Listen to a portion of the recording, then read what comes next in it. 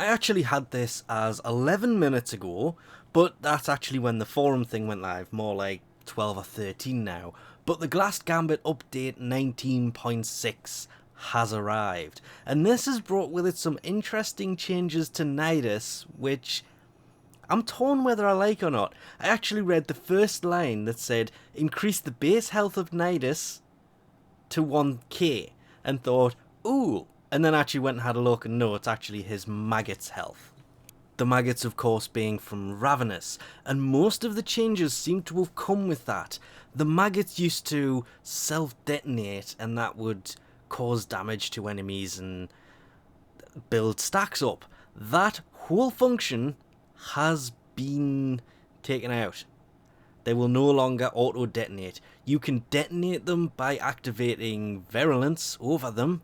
That will work, taking them out. But on that, they've actually kind of messed with the stacks that he has.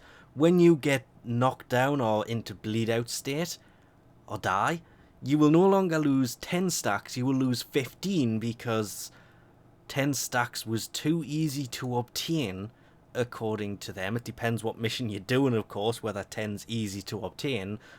I would have to assume this also goes for his whole undying state, which is what happens when you do go into your bleed out state. You don't bleed out. If you have the stacks, you will go into undying state, and that costing 15 more than 10 means you are going to die a lot more often.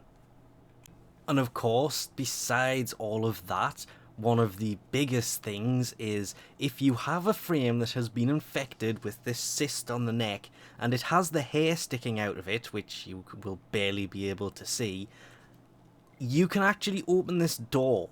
That is any frame. It doesn't have to be Nidus. Problem is, Nidus is the only frame I have with a fully grown cyst. But any frame that has a fully grown cyst will now be able to come into this room, walk up to the seat. Not really a spoiler here because this is obtainable to anybody who doesn't have Nidus yet. And this is a permanent cure.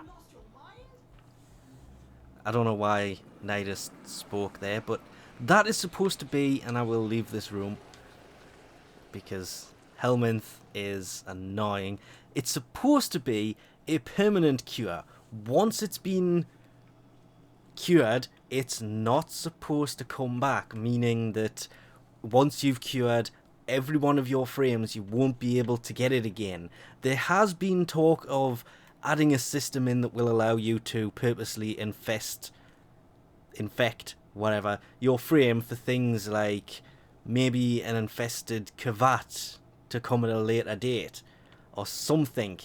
One thing you do have to take into mind though before actually curing your frame, if you do want to get a hold of a Helminth Charger, this of course is not how they're going to look, because they did say they're changing the way that they look soon.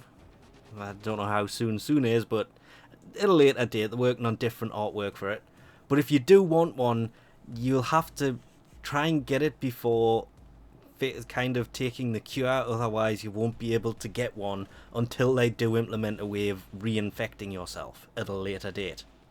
Which then leads us on to something that I have mixed feelings about, and that is Frost's Deluxe Skin.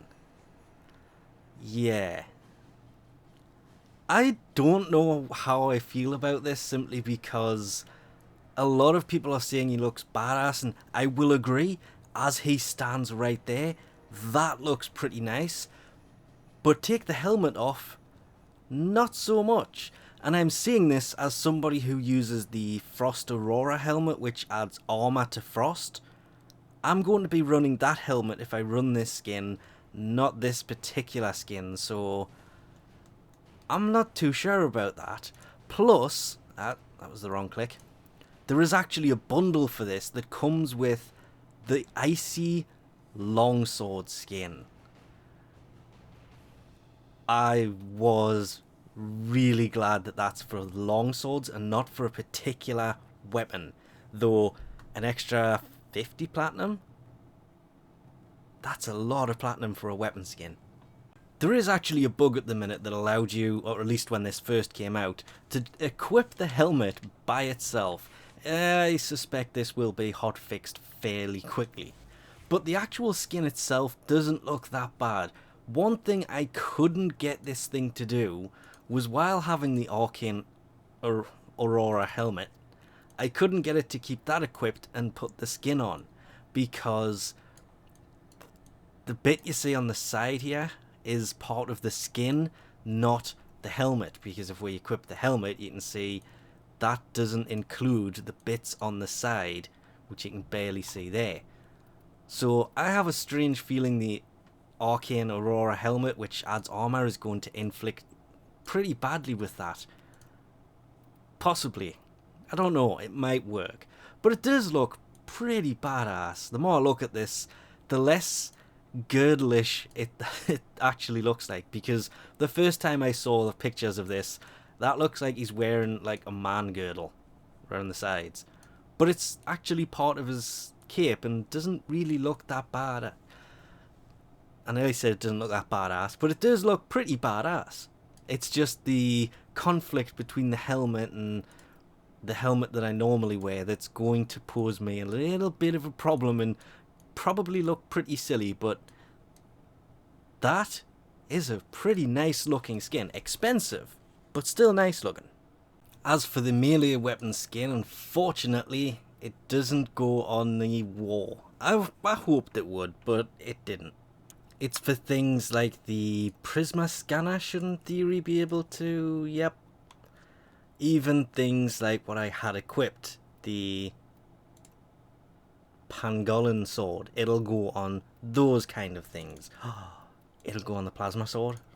Ah, yes it will. That's a bit of a shame. I was really hoping it would go on the big swords, like the War or the Gram.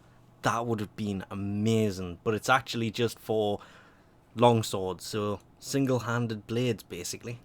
This does of course include the Dakra Prime. Most importantly though, it means that the Frysta Longsword Skin will in fact go on to the Broken War.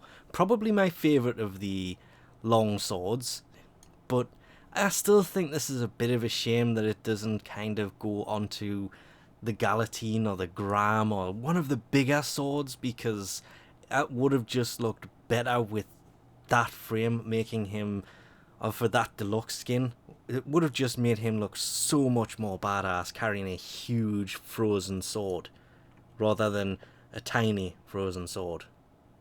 Sadly, I was a little bit right about this helmet not fitting correctly. It actually, the more I use this or wander around with this, it doesn't look that bad. It's not as badass as having the proper helmet on there, because it's kind of glitching through the normal helmet just a little bit, because it's not supposed to have those two white lines on the like front part of the helmet.